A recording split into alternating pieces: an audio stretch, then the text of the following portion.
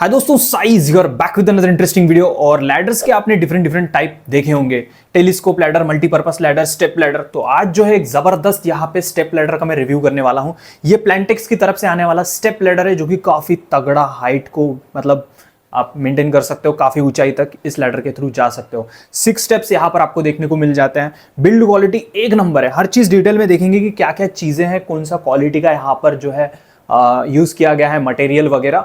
और सबसे अच्छी बात बोले तो यहाँ पर जो है ये काफी तगड़ा वेट उठा सकता है। इस पे मैंने क्या क्या नए नए मतलब कितना वेट वगैरह इसके ऊपर मैंने डाला, सब चीजें आपको दिखाऊंगा, डिटेल में बताऊंगा क्या चीजें मैंने यहाँ पर करी।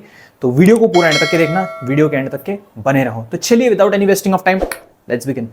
सबसे पहले हम बात करते हैं इसमें कितने स्टेप्स हैं। तो आप जैसे कि देख सकते हो यहाँ पर आपको जो है 6 स्टेप्स देखने को मिल जाती हैं, जैसे कि आप देख पा रहे हो। और बिल्ड क्वालिटी काफ़ी ज़्यादा तगड़ी यहाँ पर आपको देखने को मिल जाएंगी। तो जैसे कि आप देख पा रहे हो ये आता है स्टील का, तो पूरा यहाँ पर आपको जो है स्टील की बॉडी ये देखने को मिलेगी, बहुत कड़क है। इसके डिफरेंट डिफरेंट कलर्स आपको देखने को मिल जाते हैं। वैसे मैंने ये ब्लैक में लिया है, मेरे को काफ़ी ज़्यादा अच्छा लगा।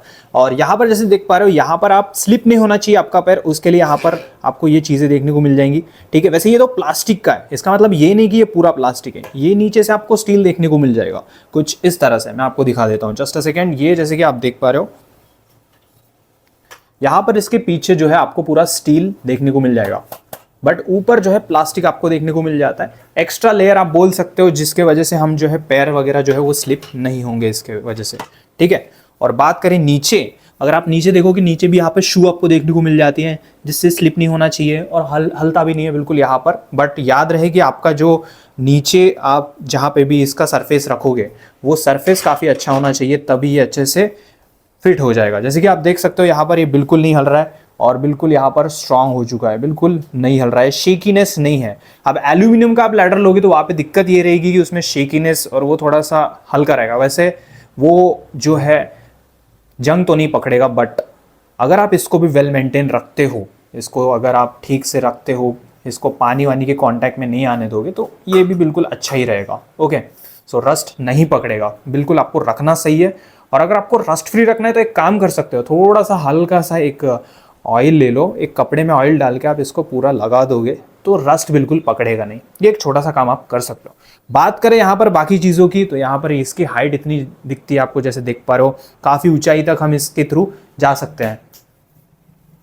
और अगर हम बात करें इसके क्वालिटी के बारे में, तो क्वालिटी काफ़ी है अच्छी। और नेक्स्ट इसके बारे में हम बात करते हैं। चलो हम बात करते हैं कि यहाँ पर कितना वेट यहाँ पर हम ले सकते हैं। तो इसके ऊपर जो है आप 150 किलो तक यहाँ पे वेट डाल सकते हो।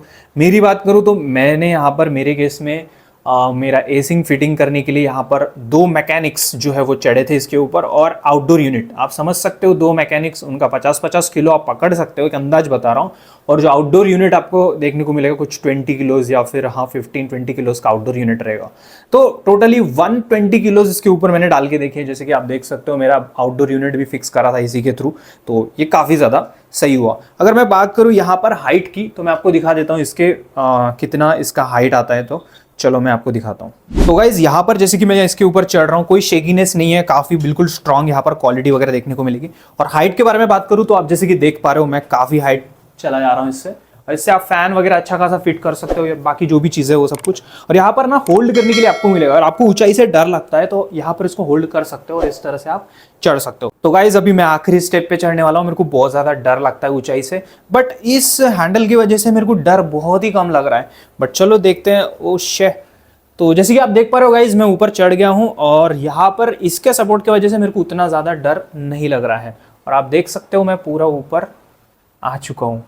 और गाइस मेरे को बहुत ज़्यादा डर लगता है ऊंचाई से, बट इस लैडर में ये क्या खासियत है मैं बता नहीं सकता हूँ। बट नॉर्मल कुर्सियों पे हम चढ़ते हैं तो बड़ी दिक्कत मचती है।